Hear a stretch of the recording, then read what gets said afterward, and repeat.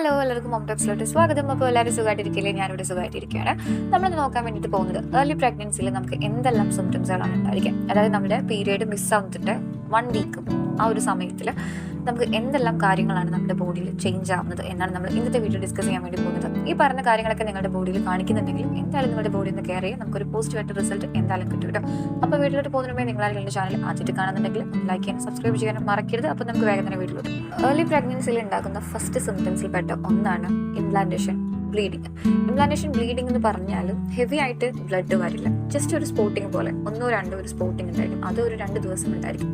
ഇത് കണ്ടിന്യൂസ് ആയിട്ട് ബ്ലഡ് പോകില്ല, ജസ്റ്റ് ഒരു സ്പോട്ടിങ് പോലെ മാത്രമേ ഉണ്ടായിരിക്കും. ഇങ്ങനെ നിങ്ങളുടെ ബോഡിയിൽ കാണിക്കുന്നുണ്ടെങ്കിൽ, നിങ്ങളുടെ പീരിയഡ് ഡേറ്റിൻ്റെ കുറച്ച് ദിവസങ്ങൾക്ക് മുമ്പ് നിങ്ങൾ ഇങ്ങനെ ഒരു കാര്യം കാണിക്കുന്നുണ്ടെങ്കിൽ എന്തായാലും നിങ്ങളുടെ ബോഡിയിൽ നിന്ന് കെയർ ചെയ്യുക. നമ്മുടെ ഇംപ്ലാന്റേഷൻ അവിടെ നടന്നിട്ടുണ്ട് എന്നാണ് അർത്ഥം. ഇനി ഇംപ്ലാന്റേഷൻ എന്താണെന്ന് വെച്ചിട്ടുണ്ടെങ്കിൽ നമ്മുടെ എഗ്ഗും സ്പേമും കൂടെ ഫെർട്ടിലൈസേഷൻ നടന്നിട്ട് ആ ഒരു എബ്രിയോ നമ്മുടെ ഫെലോപ്പിയൻ ട്യൂബിലൂടെ യൂട്രസിലോട്ട് വരും.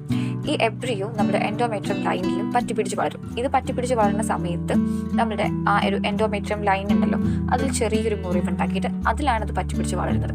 ആ മുറിവ് ഉണ്ടാക്കുന്ന സമയത്ത് അവിടുന്ന് വരുന്ന ചെറിയൊരു ബ്ലഡാണ് നമുക്ക് ആ ഒരു ഇംപ്ലാന്റേഷൻ ബ്ലഡായിട്ട് കാണുന്നത്.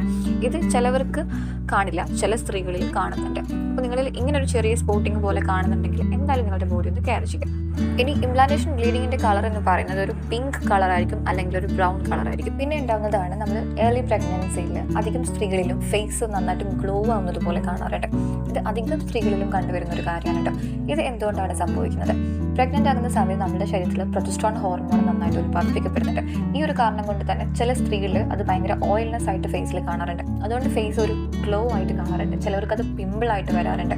പിന്നെ ഇത് മാത്രമല്ലാണ്ട് പ്രഗ്നന്റ് ആകുന്ന സമയത്ത് നമ്മുടെ ശരീരത്തിൽ നന്നായിട്ട് ബ്ലഡ് ഫ്ലോന്റെ അളവ് കൂടുന്നുണ്ട്. ഈ ബ്ലഡ് ഫ്ലോ ഇൻക്രീസ് ആവുന്നത് കൊണ്ട് തന്നെ നമുക്കൊരു ഗ്ലോനെസ് ഫേസിൽ കാണാറുണ്ട്. അടുത്തതായിട്ട് സംഭവിക്കുന്നതാണ് നമ്മുടെ ഐൻ്റെ ഭാഗത്ത് ഭയങ്കര ഇച്ചിങ്സ് ഉണ്ടായിരിക്കും. ഇത് അധികം പേരും ചോദിക്കാറുണ്ട്, എൻ്റെ പീരീഡ് മിസ്സായിട്ടുണ്ട് അല്ലെങ്കിൽ പീരീഡ് മിസ്സായിട്ടില്ല, പക്ഷെ എനിക്ക് ഈ ഒരു ലക്ഷണം കണ്ടിന്യൂസ് ആയിട്ട് കാണുന്നുണ്ട്, ഇത് എന്തുകൊണ്ടാണ് ഇങ്ങനെ എന്നുള്ളത്.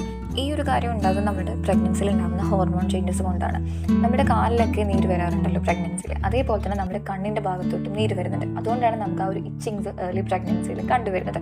അത് നോർമലായിട്ട് മാറും കേട്ടോ. അടുത്തതാണ് നമ്മുടെ വജൈന നമ്മൾ പ്രഗ്നന്റ് അല്ലാന്നുണ്ടെങ്കിൽ ഒരു പിങ്ക് കളറായിട്ടായിരിക്കും ഇരിക്കുന്നത്.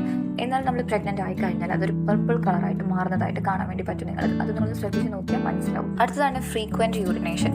ഈ ഒരു കാര്യം നമ്മൾ പ്രഗ്നന്റ് ആയി കഴിഞ്ഞാൽ നമ്മുടെ യൂട്രസ് ഒന്ന് എക്സ്പാൻഡ് ആകുന്നുണ്ട്. ഈ എക്സ്പാൻഡ് ആകുന്നത് കൊണ്ടാണ് നമുക്കത് ഒരു ബ്ലാഡറിലോട്ടൊരു പ്രഷർ പോകുന്നുണ്ട്.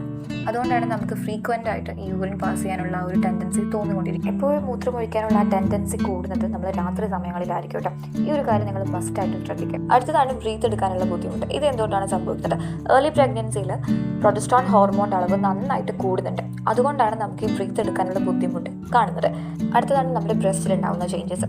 ബ്രസ്റ്റ് നന്നായിട്ട് ഹെവി ആയിട്ടിരിക്കുന്ന പോലെ നിങ്ങൾക്ക് ഫീൽ ചെയ്യും. അതുപോലെ തന്നെ നിപ്പിളിൻ്റെ ചുറ്റുമുള്ള ആ ഒരു ഏരിയ ഡാർക്ക് ആവുന്നത് പോലെ കാണാൻ വേണ്ടി പറ്റും. അതുപോലെ തന്നെ ബ്രസ്റ്റിൽ ഉണ്ടാകുന്ന ആ വെയിൻസ് ഉണ്ടല്ലോ, അത് നന്നായിട്ട് പുറത്തോട്ട് നിങ്ങൾക്ക് കാണാൻ വേണ്ടി പറ്റും കേട്ടോ.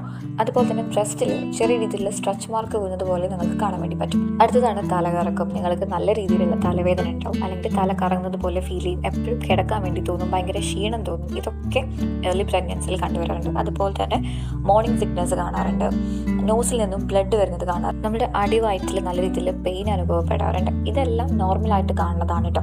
ഈ പറഞ്ഞ ഏതെങ്കിലും ഒരു ലക്ഷണം നിങ്ങളിൽ കാണുന്നുണ്ടെങ്കിൽ എന്തായാലും നിങ്ങളുടെ ബോഡി ഒന്ന് കെയർ ചെയ്യുക. എന്തായാലും നമുക്ക് ഈ മാസം പോസ്റ്റോടെ റിസൾട്ട് കിട്ടും കേട്ടോ. പിന്നെ നിങ്ങളൊരു കാര്യം ശ്രദ്ധിക്കുക, നിങ്ങളുടെ പീരിയഡ് മിസ്സാവുന്നതിൻ്റെ ഒരു 1 വീക്ക് മുമ്പാണ് നിങ്ങൾ ഈ ഒരു കാര്യം ശ്രദ്ധിക്കുന്നത്. അപ്പോൾ തന്നെ നിങ്ങളൊരു പ്രഗ്നൻസി കാർഡ് ടെസ്റ്റ് ചെയ്ത് നോക്കുകയാണെന്നുണ്ടെങ്കിൽ നിങ്ങൾക്ക് അതിലൊരു ഫൈൻഡ് ലൈൻ, ഒരു ലൈറ്റ് ആയിട്ടുള്ള ലൈനാണ് കാണുന്നത് എന്നുണ്ടെങ്കിൽ നിങ്ങൾ ഒട്ടും ടെൻഷൻ ആവേണ്ട കേട്ടോ.